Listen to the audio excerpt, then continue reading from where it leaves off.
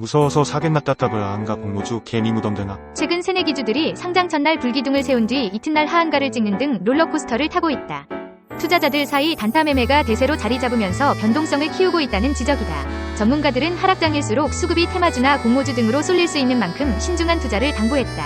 31일 한국거래소에 따르면 현대힘스는 상장 첫날이었던 지난 26일 300% 급등한 뒤 29일에는 하한가를 기록한 데 이어 전날에는 13.40% 빠졌다.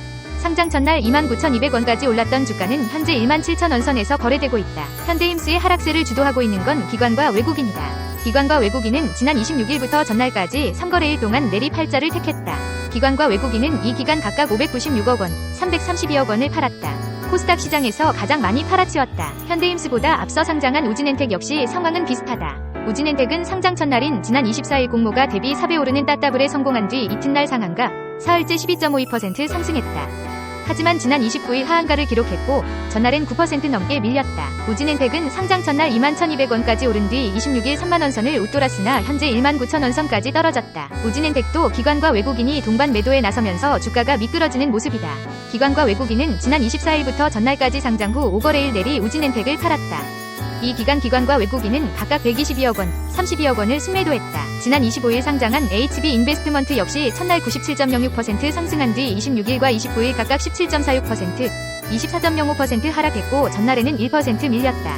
HB 인베스트먼트도 기관과 외국인이 각각 350억 원, 35억 원을 팔았다. 현대힘스와 우진엔텍, HB 인베스트먼트에 대한 기관과 외국인의 매도 물량을 받아내고 있는 주체는 개인이다. 새내기주의 주가 부진이 길어질수록 개인들의 손해가 불어날 것으로 보인다. 개인 투자자들은 현대힘스와 우진엔텍 상장 이후 각각 940억 원, 159억 원을 순매수한 것으로 집계됐다. HB 인베스트먼트도 456억 원 순매수했다. 전문가들은 공모주 시장이 과열되면서 단기 차익을 노리는 투자자들의 단타 매매가 극성을 부리고 있는 것으로 보고 있다. 특히 시가총액이 작은 종목일수록 급등락이 심한 경우가 많아 투자에 유의해야 한다는 설명이다. 증권사 기업공개 관계자는 최근 개인 투자자들은 물론이고 기관도 보호 예수가 묶여있지 않는 이상 상장 직후 물량을 빨리 털어내 단기 차익을 노리는 분위기라며 공모주들이 상장 첫날 급등했다 바로 급락하는 등 변동성이 커진 만큼 투자에는 유의해야 할 것이라고 말했다. 올 들어 삼성전자의 주식을 빌린 대차 수량이 크게 늘어 대차 잔고가 41%나 늘어난 사실이 확인됐다. 시장에서는 두 가지 해석이 나온다. 향후 재개될 공매도를 위해 주가가 낮을 때 미리 대차를 해두려는 수요가 작용했을 수 있다는 추정이다. 또 유동성공급자의 ETF 매수 대응을 위한 대차가 상당 부분일 것이라는 분석이다. 30일 한국거래소에 따르면 삼성전자의 주식 대차 잔고는 지난해 마지막 거래일인 12월 28일 9,042만 2,623주까지 감소했다가 올 들어 대차 수량이 크게 늘며 1월 29일 기준 1억 2,750만 1,423주로 증가했다. 증가율로는 41%에 달한다. 대차 잔고는 금액 기준 9조 4,861억 원에 달한다. 작년과는 달리 공매도가 전면 금지된 상황에서 대차 수량이 증가했다는 점이 문제다.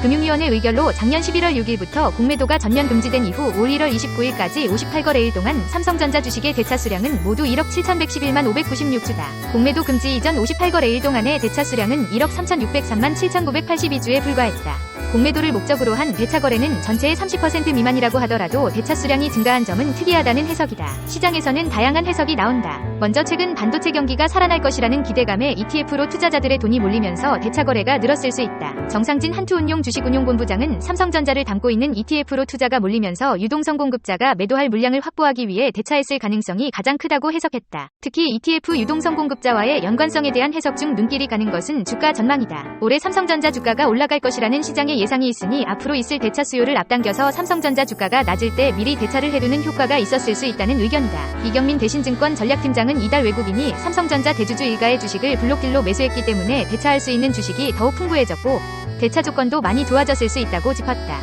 이 팀장은 이어 삼성전자는 분기 배당을 하는데 주식을 대차할 경우 배당금을 받을 권리도 차입자에게 이전된다면서 배당 나길까지는 최소한 갖고 있을 요인이 있다고 말했다. 다른 한 가지 해석은 공매도의 재개다. 윤석열 대통령은 지난 17일 열린 민생토론회에서 공매도 금지와 관련해 총선용으로 일시적인 금지 조치가 아니라 확실한 부작용 차단 조치가 구축되지 않으면 재개할 뜻이 전혀 없다는 것을 다시 한번 밝혀드린다고 강조했다.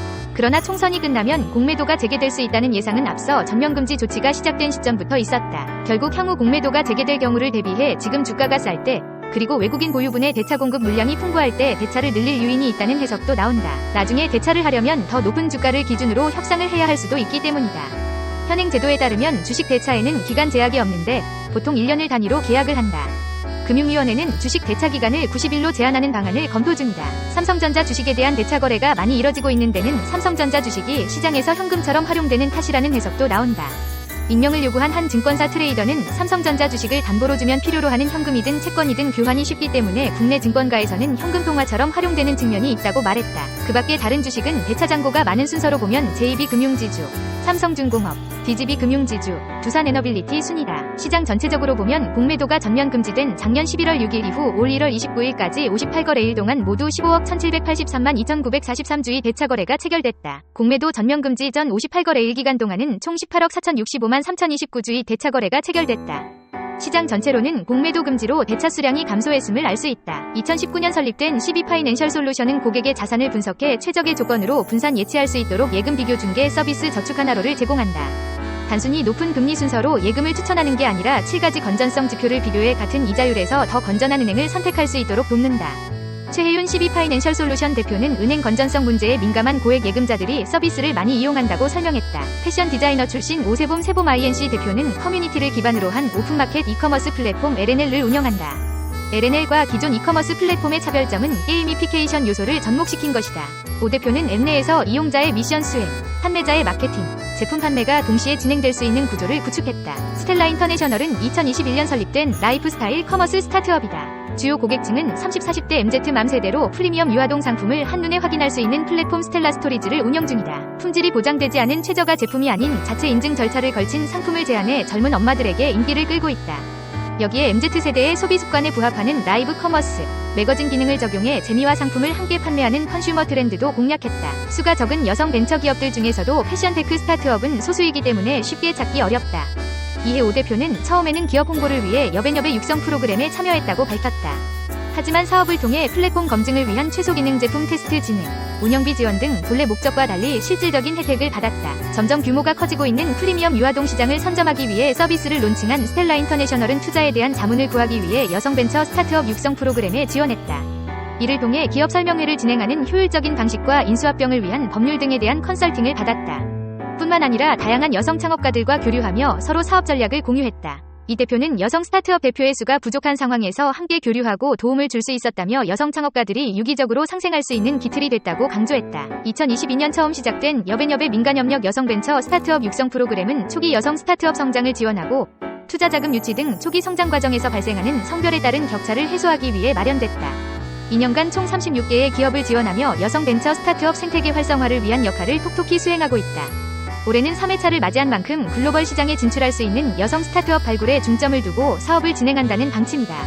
여배역 관계자는 이 사업은 여성 초기 스타트업의 성장을 지원하기 위한 프로그램으로 민간 엑셀러레이터와의 협력을 기반으로 진행된다며 최근 스타트업의 글로벌화가 주요 쟁점이 된 만큼 해외 시장 개척을 위해 이에 맞는 기업을 선발할 것이라고 전했다.